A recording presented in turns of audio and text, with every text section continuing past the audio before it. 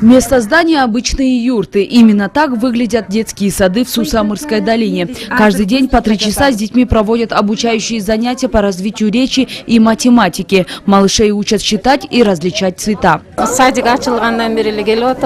У меня 2 внука. Мы здесь находимся уже 2 месяца. Они здесь многому научились. Алфавит выучили, научились рисовать.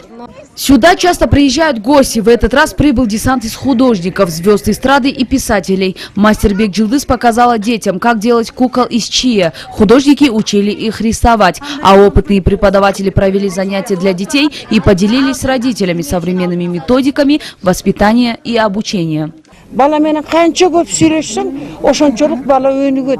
Нужно больше общаться с ребенком, от этого зависит его развитие. Чтобы дети не оставались без внимания, мы открыли детсады на Джайло. Хотим увеличить их количество.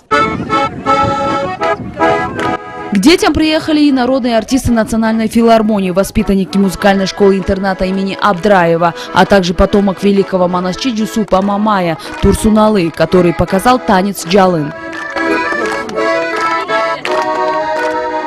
В этот день на Джайло была открыта книжная лавка, где каждый желающий мог приобрести книгу на любой вкус.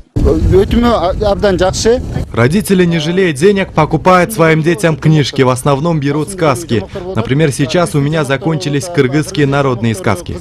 Не все воспитатели имеют педагогическое образование. Эти люди по собственному желанию согласились в летнее время заниматься с детьми чабанов. В этом году в Кыргызстане были открыты 35 садиков на Джайло. Этот проект дает возможность охватить образованием детей пастухов, скотоводов, а также дает возможность снизить разницу показателей уровня охвата дошкольного образования между городскими и сельскими районами. Аймджан Самакова, Мирлан Макеев, Нуркис Абдрахманова, Общественный первый канал, Чуйская область.